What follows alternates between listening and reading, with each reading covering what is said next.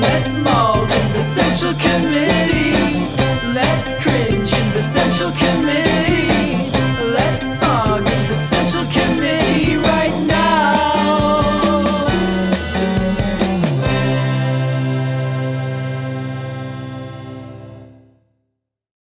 So, what do I want to talk about today? We've got a lot to talk about. The thing that's really, not surprising to me is how little coverage this is having.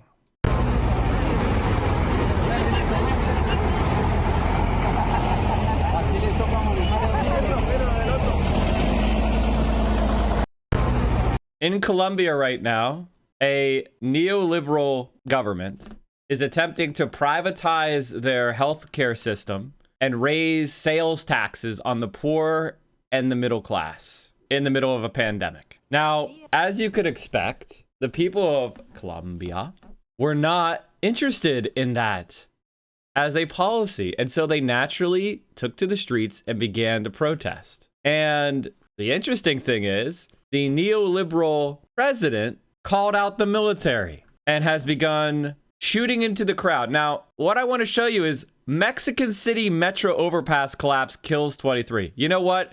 That's terrible.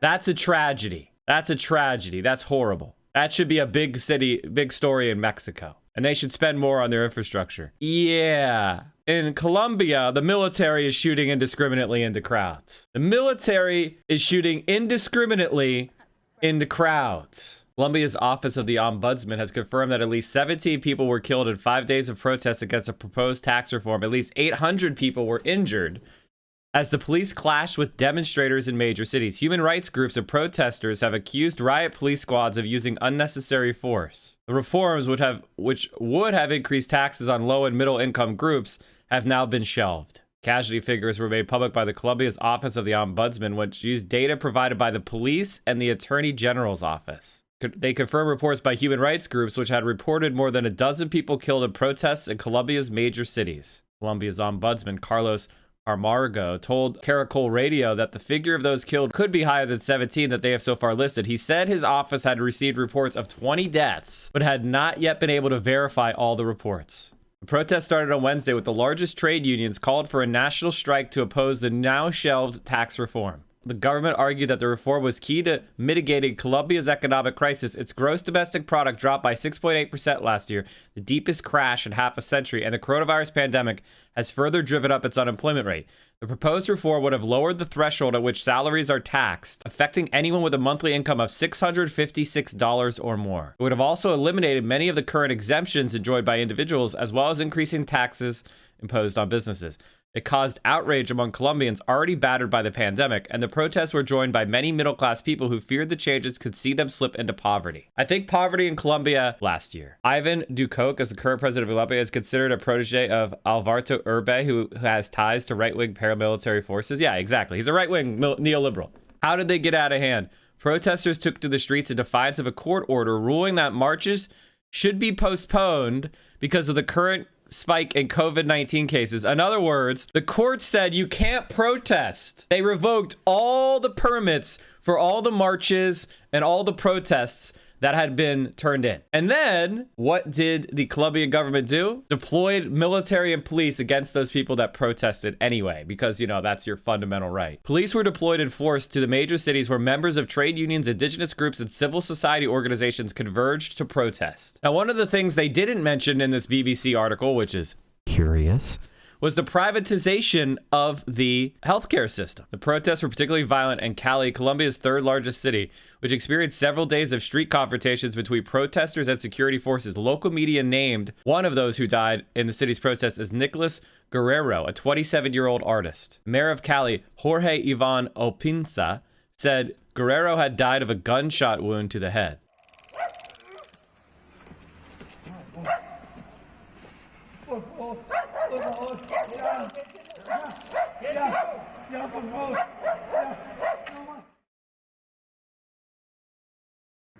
Lo subimos, lo trajimos al hospital, llegó, entró y el médico salió al momentico y me dijo, él acaba de fallecer.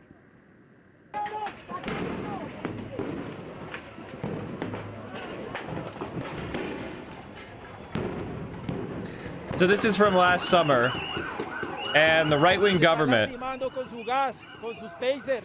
Somos humanos como ellos. Ellos tienen familia, nosotros también. This is over the summer, and this is the same thing that's happening. Now, what's really interesting to me is the protests seem to have worked in getting the tax policy repealed. De acuerdo a lo que le había compartido al pueblo colombiano el pasado viernes I don't 30 speak de Spanish, abril. so this is not very useful. But breaking, the Colombian government will withdraw the neoliberal tax reform, which triggers days of mass protests and killings. But here's the thing. And what's so disgusting about this, and why I am making sure to highlight this, is here is a human rights group. Police and violence in Colombia is unacceptable. U.S. policymakers must take action. Now, this is weird. I haven't heard a fucking peep from the Biden administration. And the Colombian government is well known as a puppet government of the United States. It gets some of the most military aid of all countries in Latin America. And such widespread multi-sectorial regional protests were extremely rare before Colombia's historic 2016 peace accord. Many of these public figures reacted to the protests in ways that escalated violence, stigmatized protesters, and surged in larger anti-peace accord agenda. In light of these events, which have led dozens of people killed or injured, Wallach calls on the Biden administration and the U.S. Congress to condemn police excesses, distance the United States from officials' inflammatory rhetoric, insist that the Colombian government reform the U.S. ES-MAD, and hold accountable those who violated human rights since the protests began on April 28th. The government's brazen efforts to squash the right to protest emboldened thousands of people to take to the streets throughout the country. The police responded repressively using disproportionate and in several instances lethal use of force with the justification that it acted to restore order and stop looting. According to data compiled by Defend the Life campaign, so far public security forces are responsible for 21 homicides, several of whom were youth, 208 wounded individuals, including 18 cases of serious ocular injuries, 42 aggressions and abuses committed against human rights defenders and journalists, 10 cases of sexual assaults against women, and 503 mostly arbitrary detentions. The Minister of Defense, Diego Molano, problematic tweets equating the Minga, an indigenous collective peaceful protest action, with terrorists. And former President Alvaro Urbe's tweets defending police use of firearms against protesters, later removed by Twitter for violating community guidelines to prohibit glorifying violence. On Saturday, May 1st, President Duque announced he would deploy troops in several cities, a move rejected by the mayors of Bogota, etc., and Cali. And Cali, I'm pronouncing it wrong, but Cali is where those indigenous groups are protesting the most. And because they're indigenous, which means they are people of color, they're using wanton violence. And right-wingers in the country are calling everybody terrorists, say they should use guns. They should use guns to mow down those dipshit protesters. I don't know where I've heard that before. The police response to countrywide protests in November 2019, September 2020, and April to May 2021 forced us to re-examine the need to apply stronger human rights protections to U.S. assistance that benefits the Colombian National Police. The U.S. MAD must not receive U.S. assistance as it has an egregious record of committing gross violations of human rights with impunity. Oh, wow. Man, that's weird. Jeez. That's weird.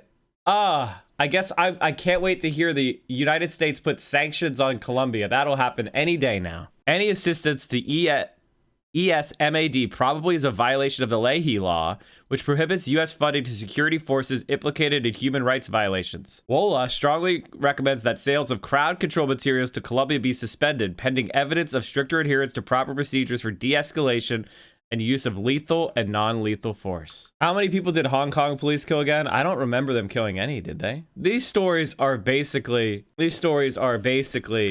not really getting much in the way of attention. This is one of the ways that the media works, right? You do one story, but you suppress it. There's no videos on it. I haven't seen a single video produced by MSNBC, CNN, BBC on this. The story that's buried in the back page. Legislative Bill 010 proposed the privatization of healthcare in Colombia. See if I can find a, oh, this is in Spanish. Cool. A group of indigenous people from the region demolished the statue of the founder of the city, the Spaniard Sebastian You mean the conquistador? The fucking conquistador? Hey, chat. He was just a mere founder of the city. A mere founder of the city. You know, they're not trying to manufacture consent at all. What do you mean? What do you mean?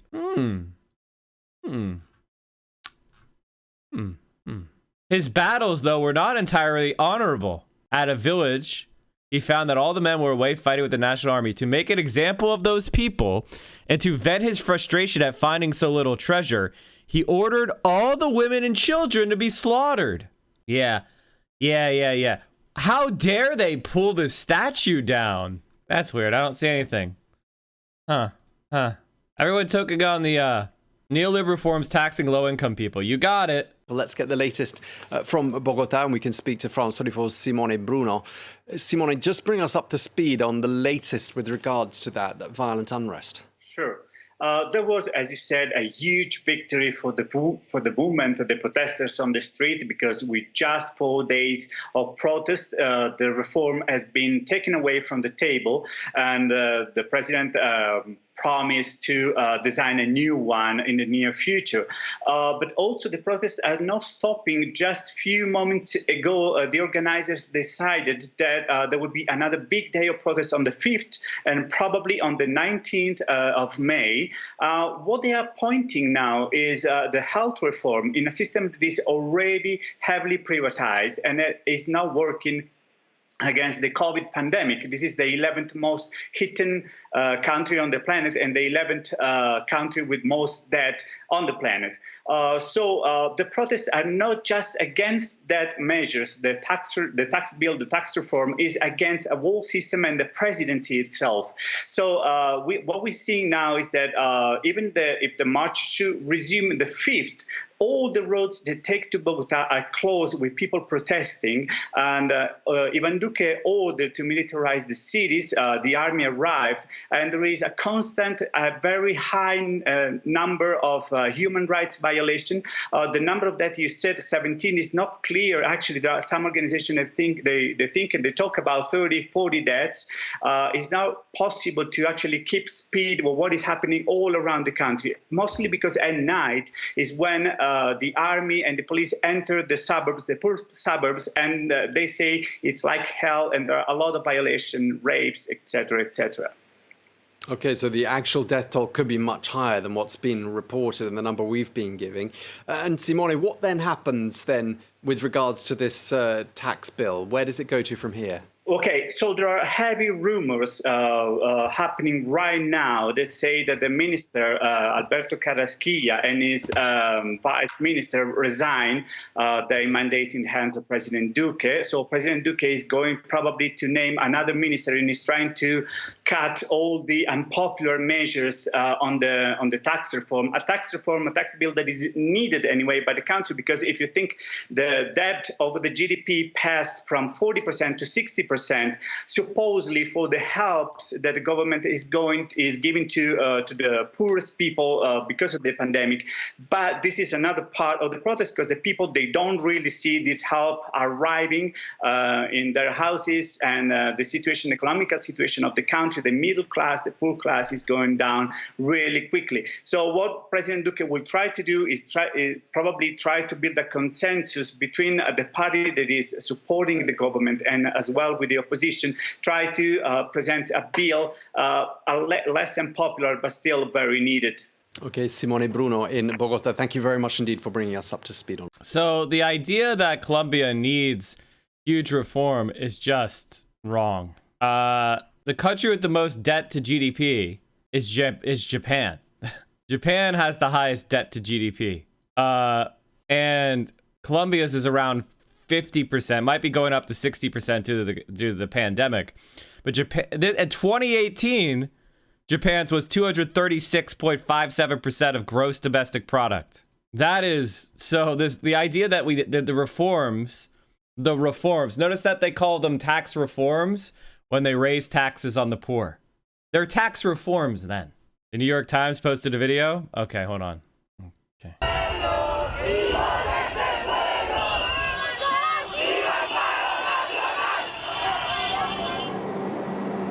Oh, here comes the military, chat. Those very dangerous protesters.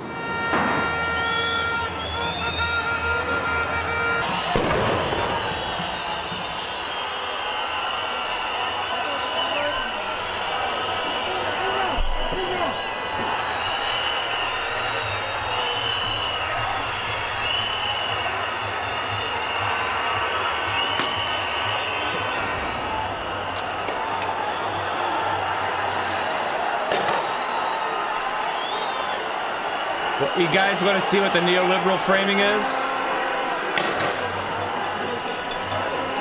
Are you ready for the neoliberal framing? Protests in Colombia derail an important tax reform. The unpopular bill was going to be the president's big legacy.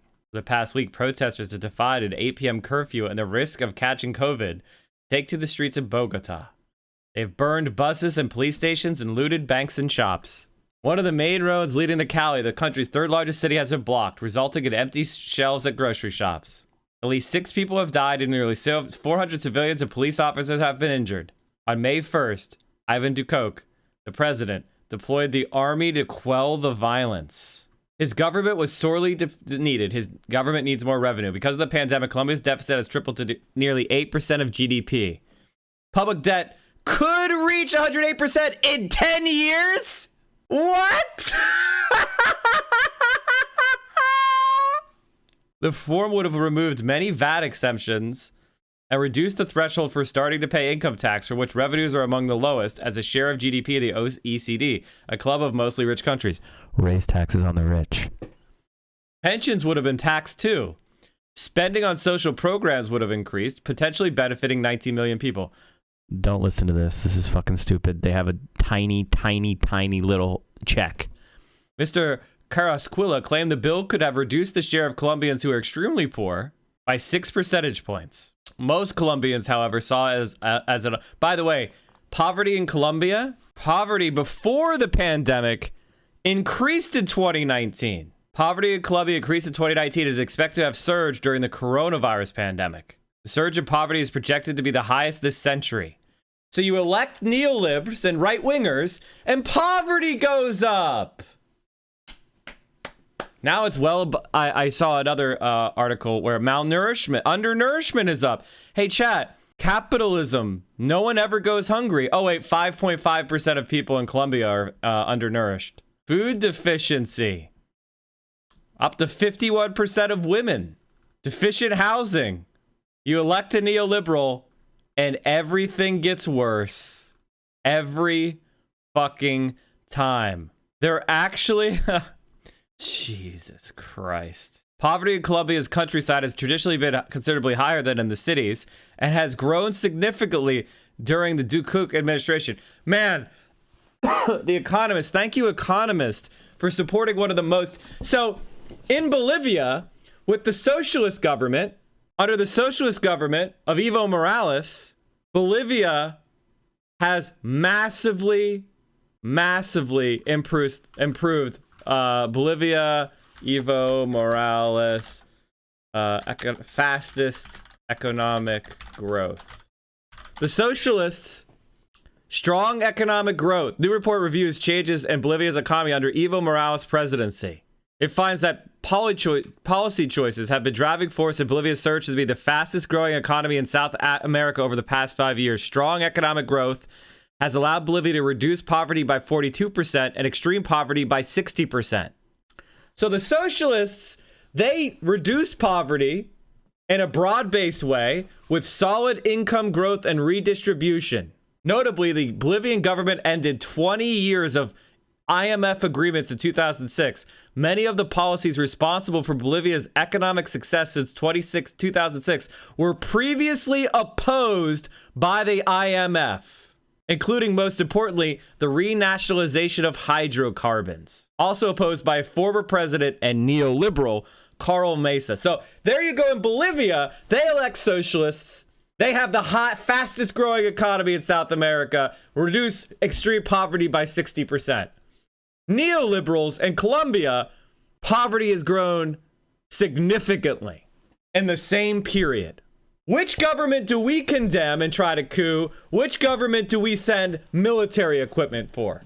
That's what you need to understand about reality of what the American government is doing in our foreign policy. Most Colombians saw it as unfair. One of the longest lockdowns in the world has emptied wallets and sapped morale. Since last year, 2.8 million people have fallen into extreme poverty.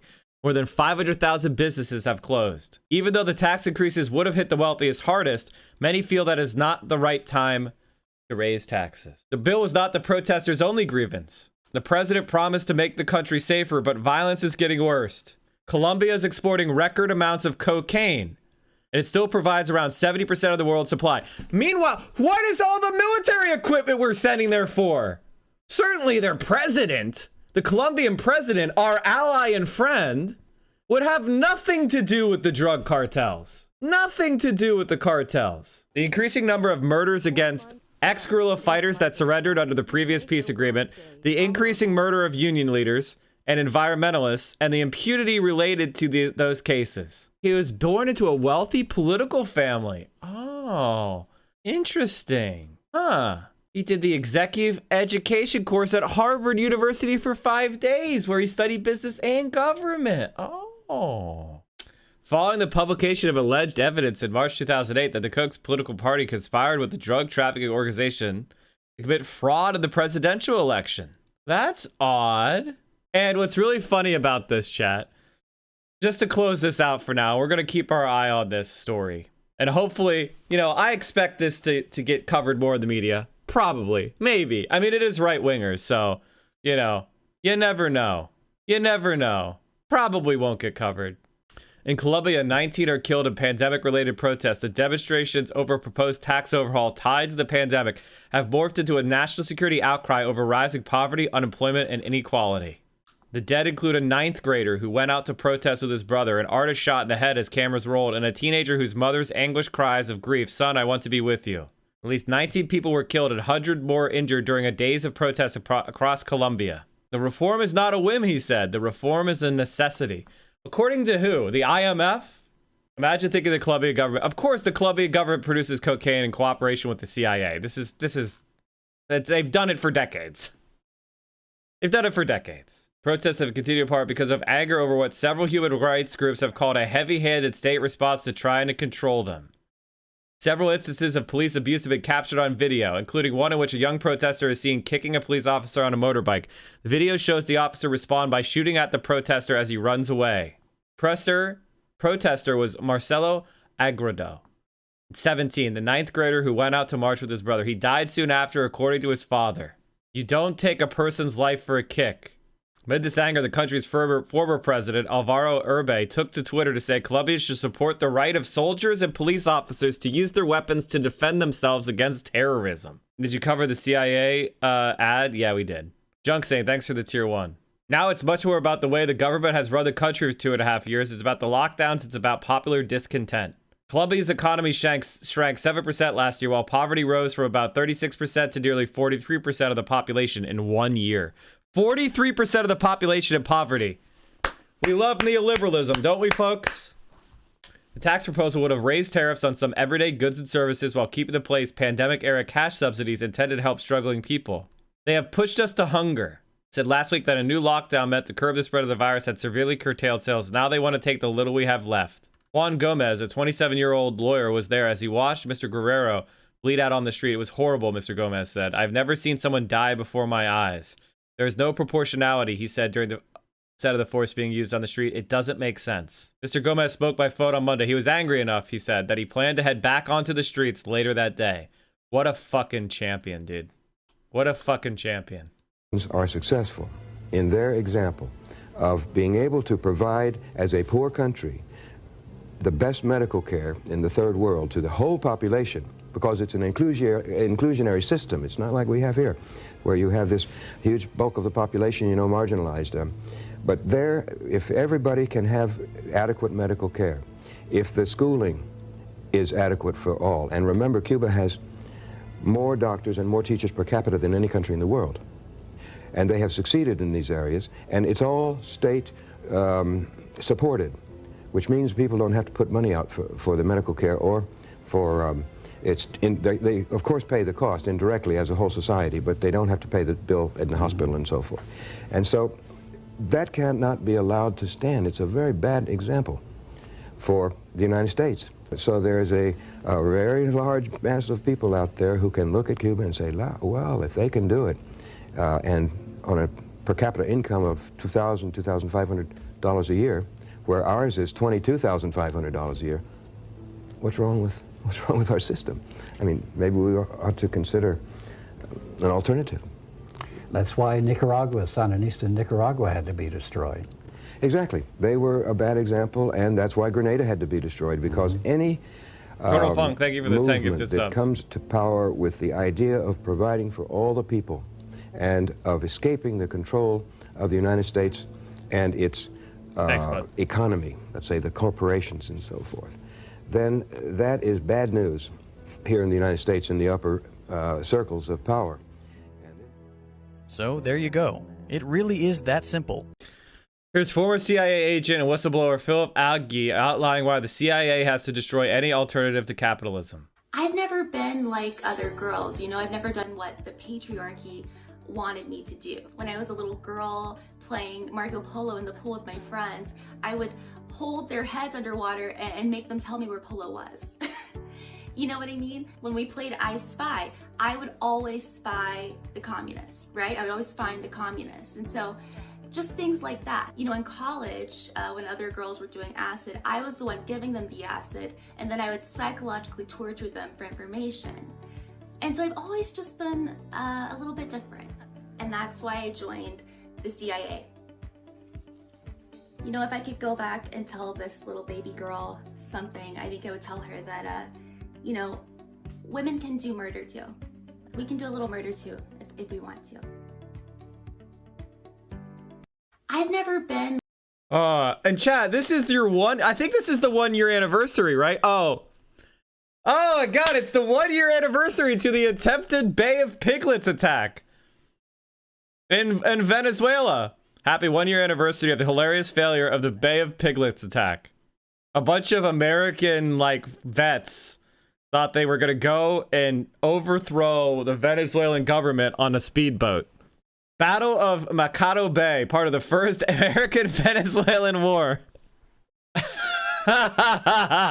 What is your assessment of the Cuban experiment? It seems that without the Soviet Union, the country struggled to support the social systems that enacted in place and remained stagnant economically. Is this because markets were not open to communist nations? If so, they were not allowed to coexist. They are 60 miles off of the world superpowers border, who has been dedicated to militarily, economically, and politically isolating and destroying their government. The fact that they've remained in place in face of overwhelming pressure shows you the resilience and strength of the Cuban experiment. And if they were actually allowed to participate in the global economy, and they weren't constantly being attacked and undermined, remember, there is a huge U.S. military base on the shores of Cuba called Guantanamo Bay. The fact that they've existed throughout all that pressure shows amazing resilience. That's my answer to that. It's really hard to evaluate the Cuban experiment in the context of the overwhelming attacks they've been facing. All right, chat. What was this? Can we watch? Well, let's watch the CIA ad again. It's so bad. It's so bad. I didn't know what the title was. Oh my God. It's called Humans of CIA. Hashtag know your value. Hashtag women in intel. When I was 17, I quoted Zora Neale Hurston's How It Feels to Be Colored Me in my college application essay. The line that spoke to me stated simply, I am not tragically colored. There is no sorrow dammed up in my soul nor lurking behind my eyes. I do not mind at all. At 17, I had no idea what life would bring, but Zora's sentiment articulated so beautifully how I felt as a daughter of immigrants then and now. Nothing about me was or is tragic. I am perfectly made. I can wax eloquent on complex legal issues in English. Complex legal issues, like whether or not we should be able to waterboard people to death. That's a very complex legal issue. Let me wax philosophically about that. That sounds very complex of a legal issue, you know. I wonder if I should be able to murder people, you know. That seems pretty complex. Seems pretty complex to me. What do you think, chat? Should we be able to murder each other? I mean, the CIA. By each other, I mean the CIA murdering, innocent people around the world. While also belting Guayaquil de mis amores in Spanish. I can change a diaper with one hand and console a crying toddler with the other. And with my foot, I could pull a trigger, murdering a 17-year-old protester in Bogota. I am a woman of color. I am a mom. I am a cisgender millennial who's been diagnosed with generalized anxiety disorder. Okay, if you work for the CIA, I hope you have anxiety. I hope every day you wake up with cold sweats, with all the people you've helped destroy haunting your dreams. You sick fuck. Also, cisgender millennial, fucking hell. I don't think it's generalized anxiety disorder. I think what you're feeling is called remorse. I get anxious when my coup doesn't go according to plan. I am intersectional, but my existence is not a box-checking exercise. I am intersectional. We watched this yesterday, but it's all hitting me all the harder.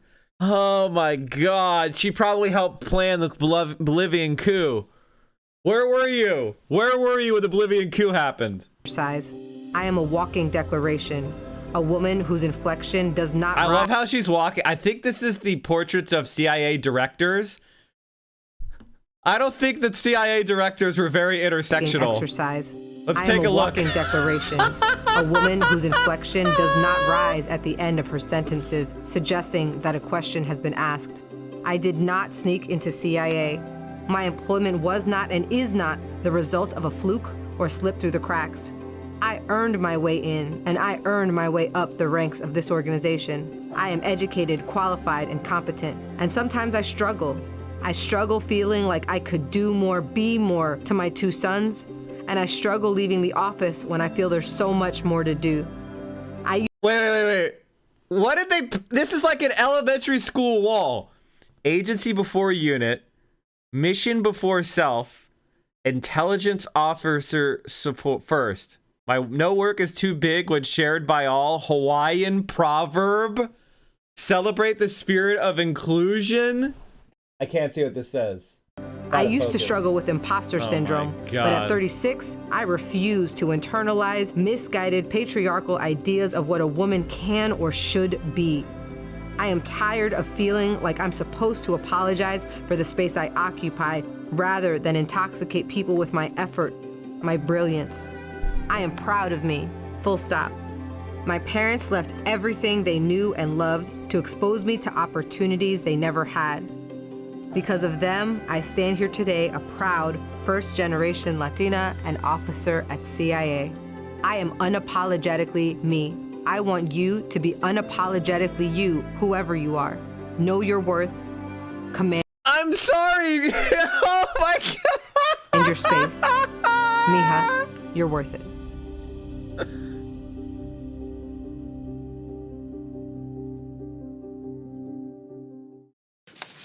As a New Yorker, I am a Muslim. As a CIA agent? As a New Yorker, I am As a CIA Jewish. agent? As a New Yorker, As a I CIA am black. agent? I am gay. I am disabled. I am a woman seeking to control her health and her choices. Because as a New Yorker, we are one community. As a New Yorker... Oh, okay, chat. We're going to keep an eye on the Colombia stuff. If you're in Colombia right now, our thoughts are with you. We are supporting you. We do politics here every morning starting at 10 a.m. 10 a.m. Eastern, 7 a.m. Pacific. You can watch us here on Twitch. We're the morning guy. The morning politics guy. Politics Frogs in every single day. Same time, 10 a.m. Day in, day out. And we carry you through your morning and early afternoon politics needs. And if you need more, Mike from PA, we have a YouTube channel. We talked about suburbs, the My Pillow guy, Ted Cruz. We talked about DSA. Amazing. Making fun of Tim Pool. Amazing. Look at all of these amazing videos. Get in there, watch them. We have me on Twitter. You gotta follow me on Twitter, chat. I'm at 20,614 subs. That means I got like 40 followers on Twitter in the last day. You can do better than that.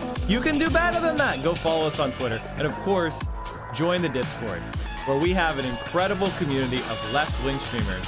We have left-wing community. We talk about the stream. We talk about politics. There's gaming content. It's a really awesome, supportive place. Direct action, mutual aid, and you can just let off some steam. And also, you can help produce the show. One of the things I do is I look at the links that are put into the news content suggestions chat room on the Discord. Join the Discord, come hang out, and maybe what you want me to talk about will be part of the next show.